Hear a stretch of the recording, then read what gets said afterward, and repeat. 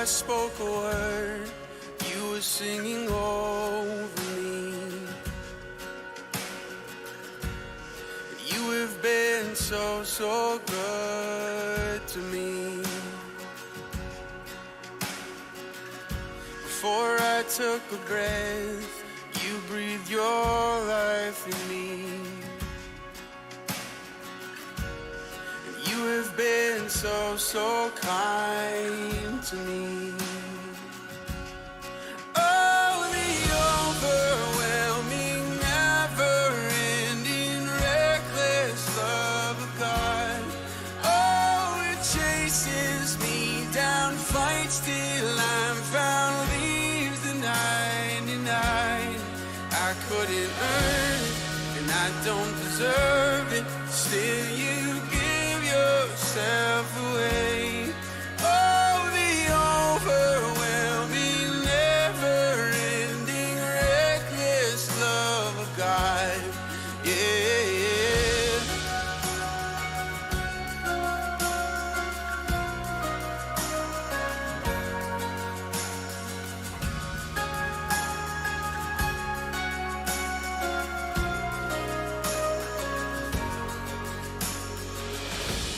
When I was your foe, still your love fought for me. You have been so, so good to me. When I felt no worth, you paid it all for me. You have been so, so kind to me. And oh, the overwhelming, never-ending, reckless love of God. Oh, it chases me down, fights till I'm found, leaves the 99. I couldn't earn it, and I don't deserve it. Still, you give yourself away. Oh, the overwhelming, never-ending, reckless love of God.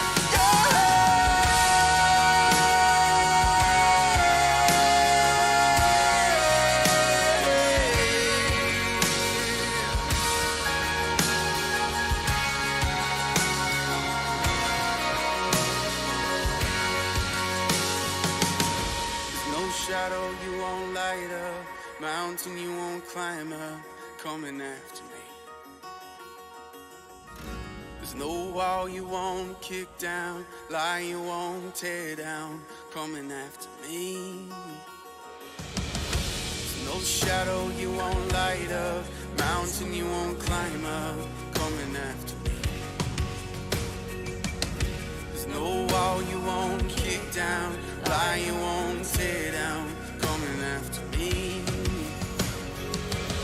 There's no shadow you won't light up, mountain you won't climb up, coming after me. There's no wall you won't kick down, lie you won't tear down, coming after me. There's no shadow you won't light up, mountain you won't climb up, coming after me. There's no wall you won't kick down, lie you won't tear down, coming after me. Oh, the overwhelming, never-ending, reckless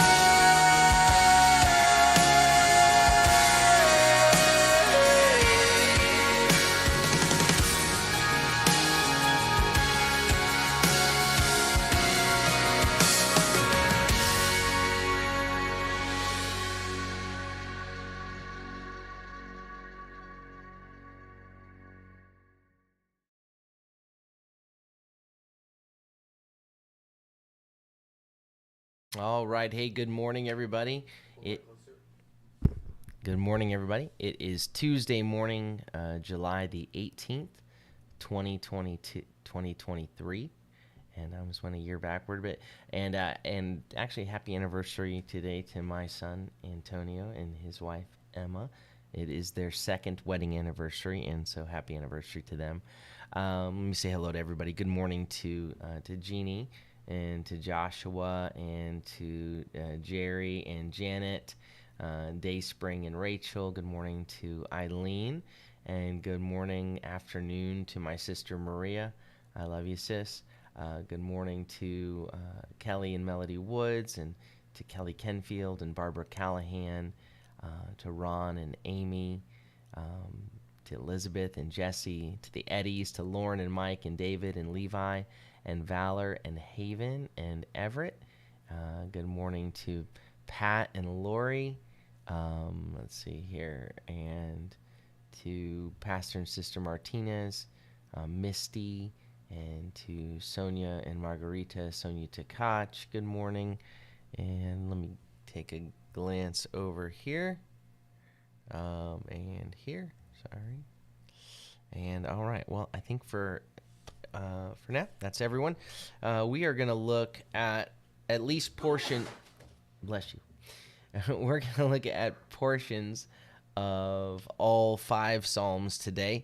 And boy, I don't know, today as I was going through these, Psalm 18 is like one of my favorites. It's this incredible psalm. But what I saw in today, this relationship between these psalms, and the title today is "Help from the Sanctuary, Generation to Generation." Now, what I was going to entitle it was this, and I think I put this left this title in, was "We Called on the Lord. Tell your kids so they will too." Because that's what we see in this picture of fixing our eyes on who the Lord is, and remembering who he is, and then remembering what he's done, and telling the next generation so that they'll know, so that they'll learn from when we called on him, and even in Psalm 78, that they'll learn from when we didn't, from what we did when we didn't walk in faithfulness to him.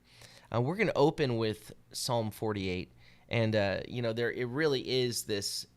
I don't know, today the connections, some of the relationships between some of these psalms really jumped out at me. Psalm 48 is this psalm of the sons of Korah. Great is Adonai, and greatly to be praised in the city of our God, his holy mountain. A beautiful height, the joy of the whole earth is Mount Zion on the northern side of the city of the great king.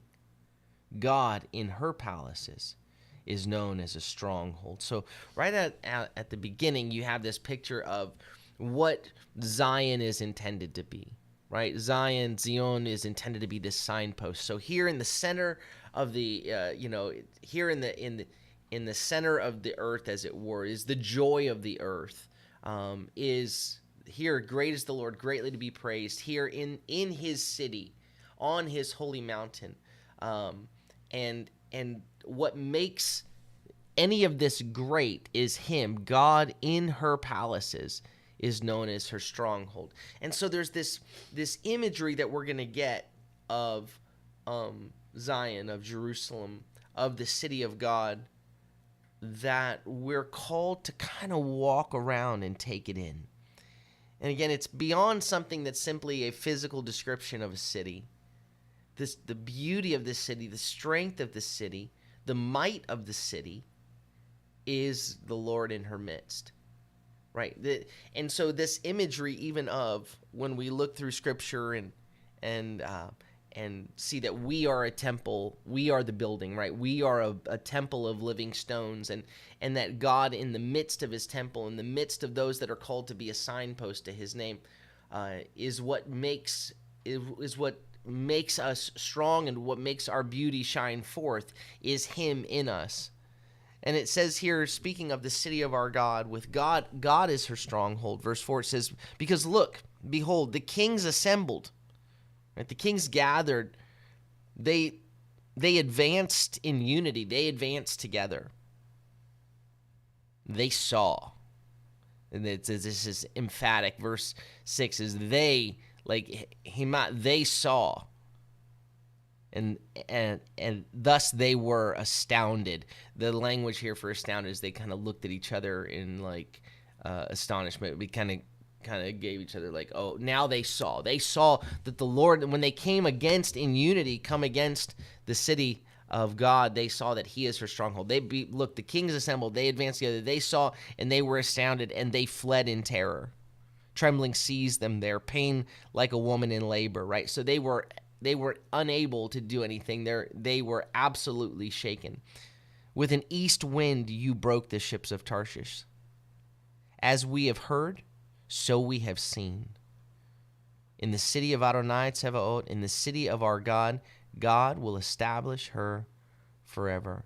So we've heard, we've listened, and to hear, to Shema is to listen and respond. And as we have heard, so we have seen. God is her strength. God will establish her forever. Verse 10 says, we have meditated on your chesed, O God, in the midst of your temple. So in the midst of the temple, what are we focused on? Right? What's our focus? Now, the word for meditated, interestingly here, is this word diminu, which has to do with becoming like. It can mean pondering, but it's like we've been shaped like, or shaped from your love, O God. We have been shaped, O Lord, by your love in the midst of your temple. Right? We have been formed by your love, by your chesed in the midst of your temple. And even if we go with the translation that which is a possible meaning as well of the word to become like is to think about it, to imagine it, to ponder it. So in the midst of the temple, what our focus is on his character, on who he is, on his chesed, on his love. Verse 11 says, like your name, O God, so is your praise to the ends of the earth. Your right hand is full of righteousness, right? So your name, your reputation, that in the way that your name is over the ends of the earth, so is your praise over the ends of the earth. And it says, and righteousness fills your, this is my left hand, righteousness fills your right hand. What is in your hand to give is what is right, are right things, are good things, it's righteous things. That's your praise and your reputation go before you, Lord, and fills the earth, and your righteousness. Mount Zion is glad. The daughters of Judah rejoice because of your mishpat, because of your justice. Walk about Zion. Go around her. Count her towers. It says, consider her ramparts, or set your hearts, literally is the language here. Set your hearts on her, upon her strengths, upon her walls. Walk through her citadels, through her palaces. It's kind of the corner guard rooms where it's like the arrow rooms. It's where the guards would be. Walk around, take it all in, it says. Why? For the sake of this, for the sake of recounting it to the generation after, so you may describe it to the next generation. Right? God is in her midst. Great is the Lord, and greatly to be praised in the city of our God, on his holy mountain.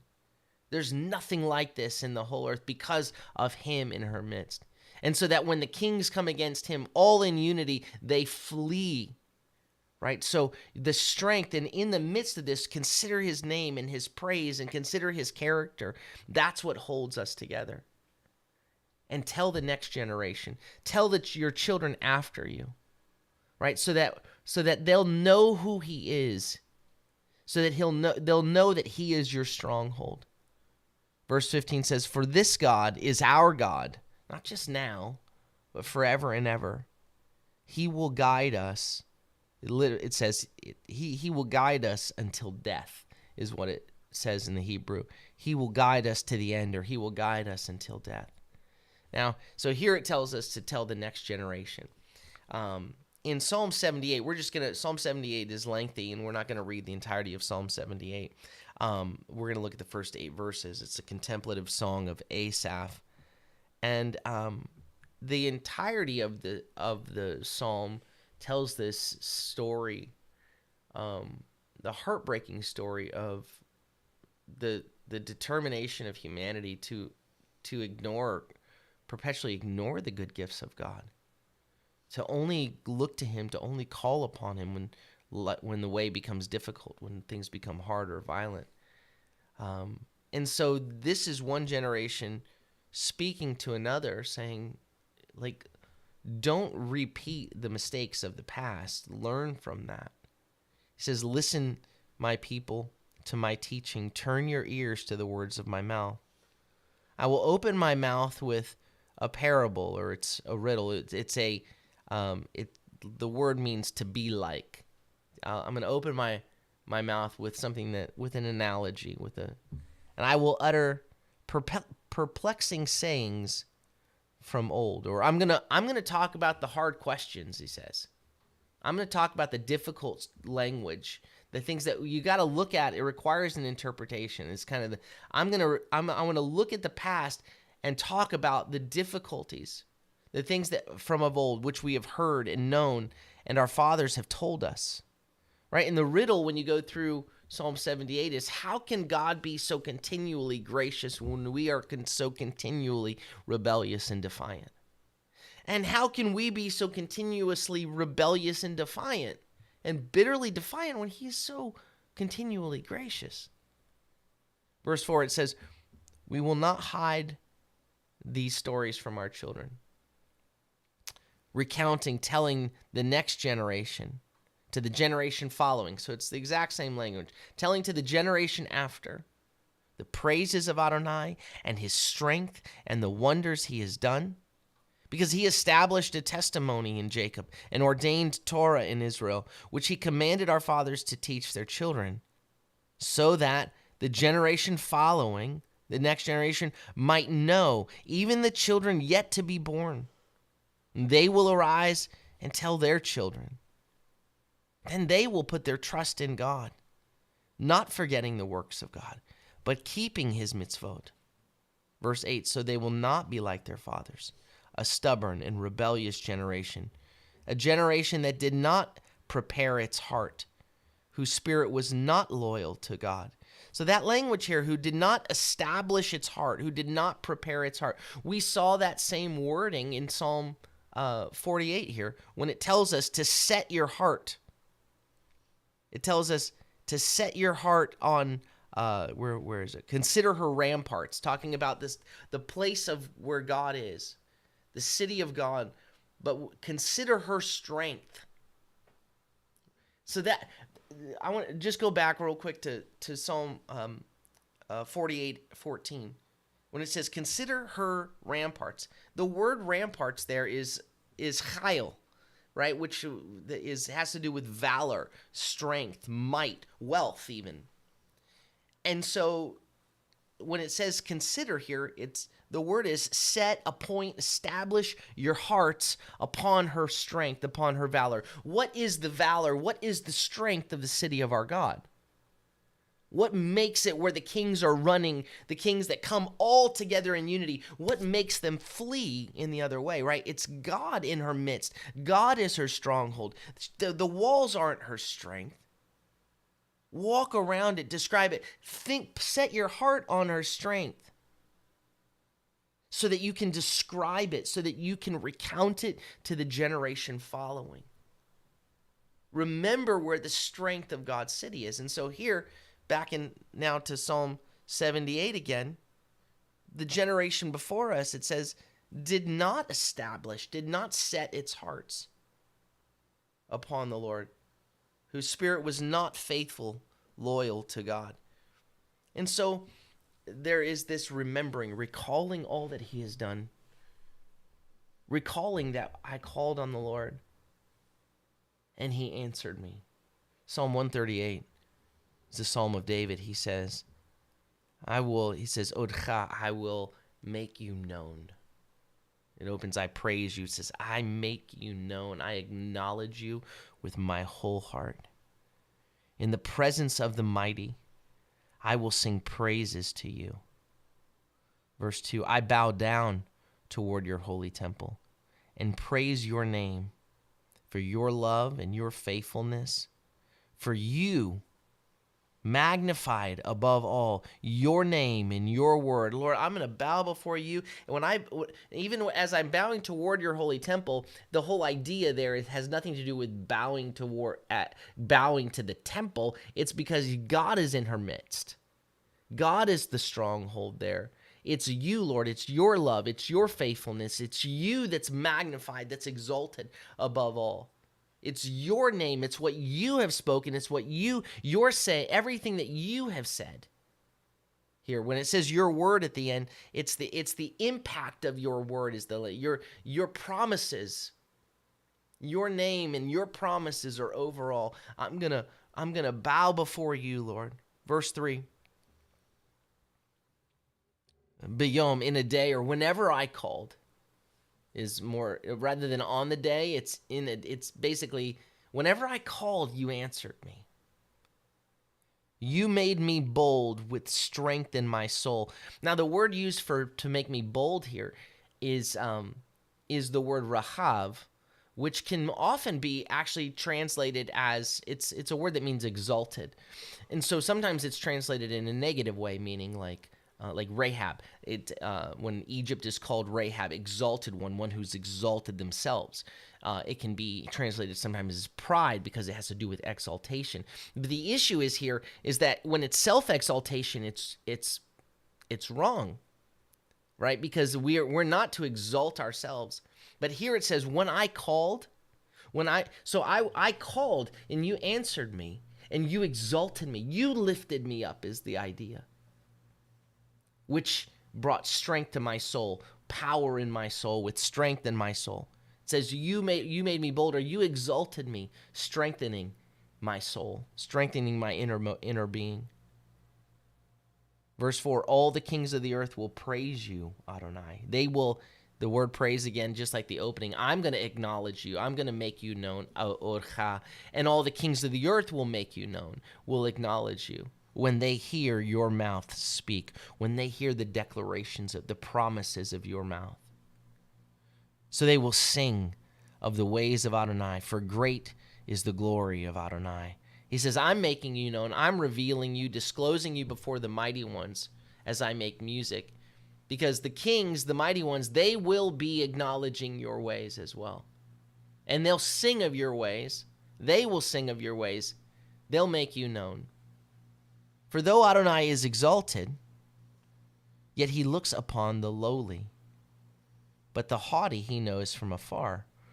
All right, so first of all, what we saw just a moment ago, right, is that when I was lowly, he exalted me.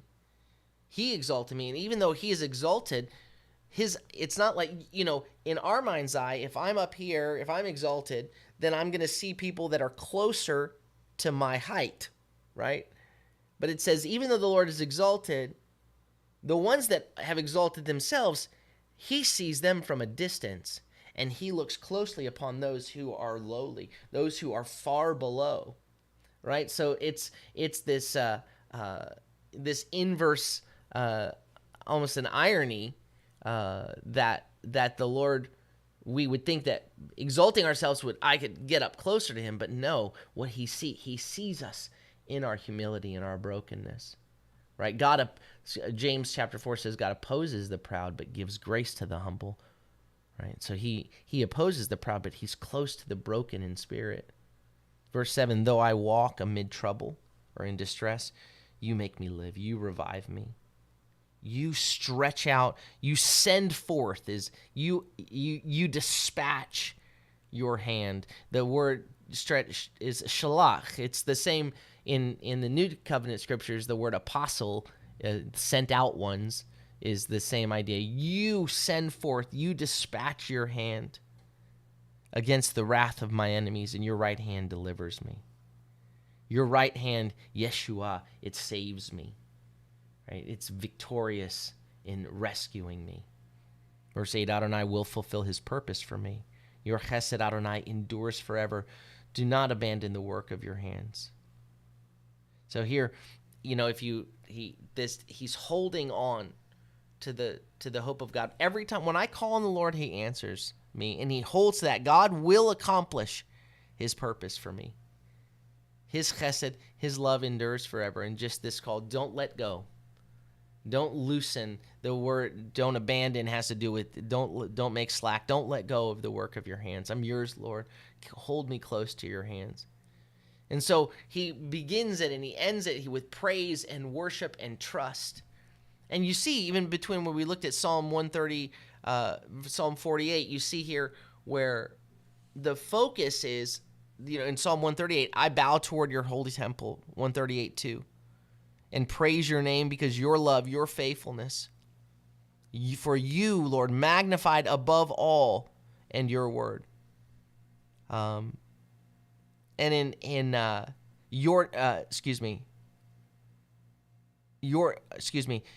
so I'm going to praise your name, right? Your name, because you are magnified overall. And so when we read in Psalm 48, where it said in verse 11, like your name, so is your praise to the ends of the earth, right? So your name is over the earth, is magnified overall, and so is your praise. It just covers the earth, and what's filling your hand is righteousness.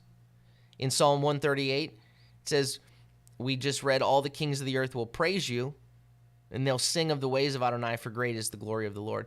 In Psalm 48, the kings assembled together, and when they saw, they fled in terror. They will praise the Lord. They're going to bow before him or try to flee before him, but he will be known. His praise will be known. He is our strength. He is our stronghold. Psalm 18. It's for the director of music, a psalm of David, the servant of the Lord. He chanted the words of this song to the Lord on the day the Lord delivered him from the hand of all his enemies, from the hand of Saul. He said, I love you, Adonai, my strength. Adonai is my rock, my fortress, and my deliverer. My God is my rock, in him I take refuge. My shield, my horn of salvation, my stronghold. Right? It's not about towers, it's not about ramparts, it's about him. He's where I look to. I don't look to the hands of man. You don't look to the strength of humanity. We don't look to our own ideas.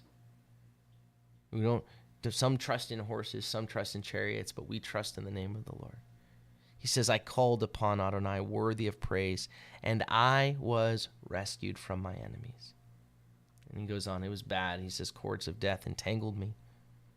Torrents of Belial, and Belial has to do with a wasting away. It was like washing me away, wearing me out, like a cancer, as it were, just eating me away. These torrents were just eroding me, overwhelming me. Cords of Sheol coiled around me. Snares of death came before me. In my distress, I called on Adonai and cried to my God for help. From his temple, he heard my voice. Right, so again, you have the place of God where he is, and he heard it. He heard the cry. My cry before him came into his ears. The earth rocked and quaked. The foundations of mountains trembled. They reeled because he was angry. Smoke rose from his nostrils and consuming fire from his breath. Coals blazed from him. He parted the heavens and came down with thick darkness under his feet. He rode upon a cherub and flew. He soared on the wings of the wind. He made darkness his cover, his sukkah all around him, dark waters, thick clouds, right? And this imagery of the Lord heard my call, and with passion in his heart, with a fury, he came after me. And as he was coming, it's in thick clouds. I couldn't see him. It still looked dark to me. But he shone forth, verse 13, out of the brilliance before him, past his thick clouds, hail and fiery coals. So he showed up and he spoke. Adonai also thundered in the heavens, and the Most High, Elyon, gave forth his voice, hail and fiery coals. He shot his arrows. Again, he dispatched his arrows. He sent forth his arrows and scattered them, hurled lightning bolts and routed them. The ravines of water appeared. The foundations of the earth were exposed at your rebuke, Adonai, at a blast of breath from your nostrils. So when he spoke, and when the breath came out of him, the waters parted. Because I was drowning, he says. And he spoke, and the waters parted to the point where you could see the foundations of the earth. He reached down and took hold of me. Verse 17, he drew me out of its mighty waters. He snatched me. He saved me, but he snatched me away from my powerful enemy, from those who hated me, for they were much stronger than me. They came against me in the day of my calamity, but Adonai was my support. Adonai was the one that I was leaning against, the one who held me up. He brought me, right? I was in a tight place. The imagery of I was choking. I was in distress. I was in bondage. It says he brought me out into freedom. He brought me out into a wide open place. He rescued me, and the rescued me. He pulled me away. He tore me out of there because he delighted in me, because he wanted. It's his will, his delight. What he wanted was he wanted me. He loved me.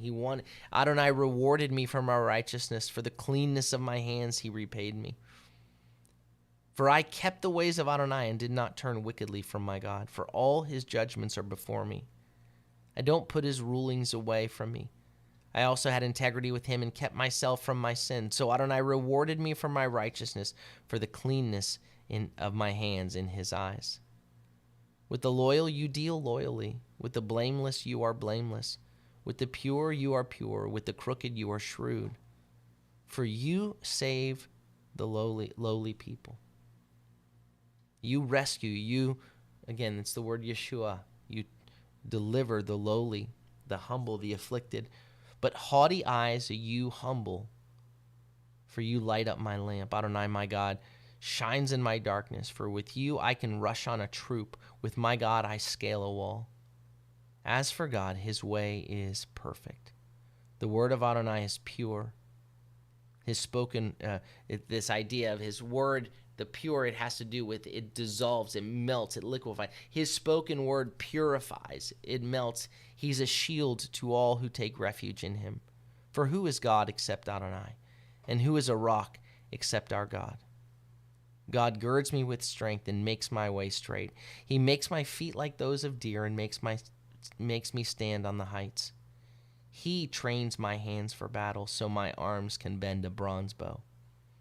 You gave me the shield of yourself. So he rescued me, but now he didn't just rescue me. I was so weak, and he reached down. What did we saw? He lifted me up. He exalted me. He strengthened me. His strength was in my soul, we saw in Psalm 48. And here we saw he reached down, I called on him, he answered me, and now he's the one. With him I can rush on a troop. He trains my hands for battle. My arms can bend a bronze bow. You gave me the shield of your salvation. Your right hand upholds me. Your gentleness makes me great. Right? So your affliction, your lowliness, it says, your humility exalts me, is my greatness. You broaden my steps beneath me, so my ankles have not slipped. I pursue my enemies and overtake them, and will not return till they're wiped out. I will crush them till they cannot rise, till they fall beneath my feet. For you girded me with strength for battle. You made those who rose up against me bow down before me. You also made my enemies turn their backs to me. I cut off those who hate me. They cry out, but there is none to save, even to Adonai, but he did not answer them. Then I beat them as fine dust before the wind. I pour them out like mud in the streets. You free me from strifes of the people. You set me as head of the nations. People I didn't know are serving me. As soon as they hear, they obey me. Children of foreigners cringe before me. Children of foreigners lose heart and come trembling from their hideouts. Adonai lives, and blessed be my rock. Exalted be the God of my salvation. God, he gives me vengeance and subdues people under me. He delivers me from my enemies. Indeed, you lift me up above those who rise up against me. You deliver me from the violent man. Therefore, I praise you among the nations, Adonai, and sing praises to your name. Great victories he gives to his king. He shows loyal love, chesed, to his anointed, to David and his seed forever. And then finally, we're going to read Psalm 108. And Psalm 108 is it's this fascinating psalm because it's really like a hybrid psalm. So the first two verses of Psalm 108, or excuse me, verses 2 through 6, are a reprise of Psalm 57, verses 7 through 12. And then the last part of Psalm 108 is a reprise of Psalm 60, verses 5 through 12. So Psalms 57 and Psalm 60 kind of combine together to make this psalm. And those psalms, 57 and 60, recall specific historic events in the life of David, right? In Psalm 57, it says that this is when David was fleeing from Saul in the cave. And then in Psalm 60, it says that it's a Davidic miktam for teaching when he fought Aram Naharaim and Aram Sobah, and Joab returned and killed 12,000 Edomites in the Valley of Salt. So you've got, now he's facing something else, right? He's facing something else. And so because God has been faithful, I called on the Lord before. When I was running from Saul in hiding in the cave, I called on the Lord. When I was dealing with everything going on with the Edomites in the Valley of Salt, I called on the Lord. And so now I remember what God has done in the past, and I'm going to call upon him now. I remember what he did in Psalm 18, and I'm going to call upon him now. And then I'm going to tell it to the next generation. I called on the Lord. You call on the Lord too.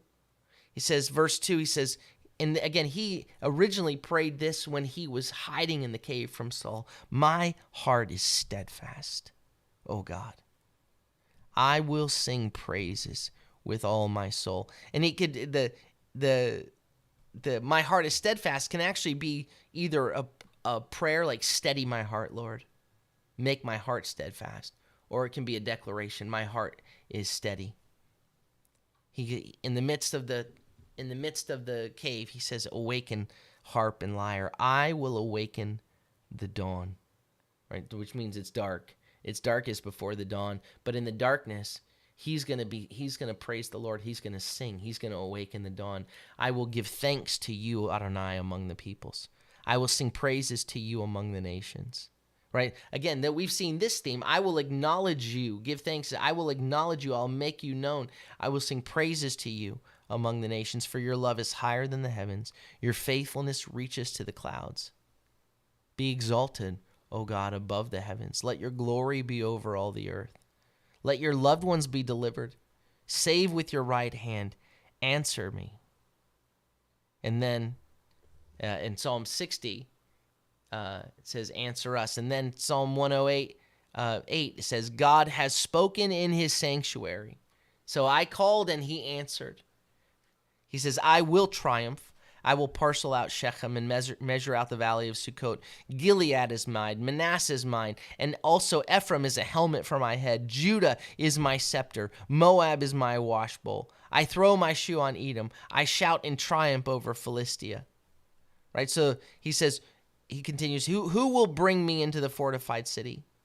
Who will lead me to Edom? Verse 12, O God, have you not spurned us? Will you go out no more with our armies? Give us help against the adversary, for useless is deliverance through man. Empty, vain is what is human salvation, is the rescue that I can get from people. I need you, Lord, he says. You've done it before. You did it with Saul. You did it in the Valley of Salt with the Edomites. You answer from your sanctuary. I called on you. I looked toward and you answered. You came shaking. You came and you spoke and you split the waters and exposed the foundations and you pulled me up. Will you do it again? I don't need the help of man. I'm not looking for an alliance here. I'm not looking for my hope in something someone will do for me. I need you and you alone, Lord. Give us help against the adversary, because useless, empty is deliverance through man. Verse 14, with God we will do valiantly. Chayil is the word, right? Set your hearts. We have set our hearts upon her ramparts, it said in Psalm 48, upon her chayil, the strength of the city, right? On the valiance of the city is God in her midst. God is the one in her midst. And with God, we will do valiantly. We will have valor and strength, and he will trample our foes. Our hope is in him. I called before, and he answered. And when I call on the Lord, he answers, and he's faithful. And I'm not looking to anything else. I'm not looking to religion. I know that in the midst of the temple, what makes the temple great, what makes the temple strong, what makes us strong is who he is in our midst. So call on the Lord while he may be found. Amen? All right. Well, let's see if there's anybody else that I missed this morning. All right.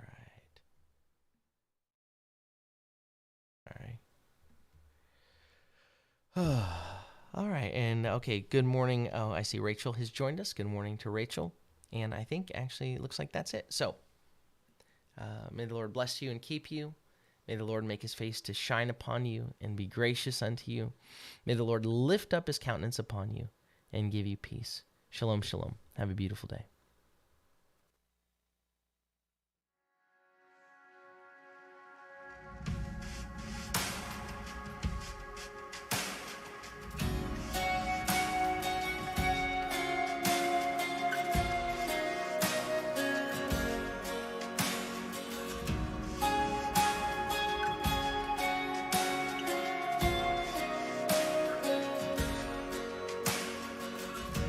Before I spoke a word, you were singing over me.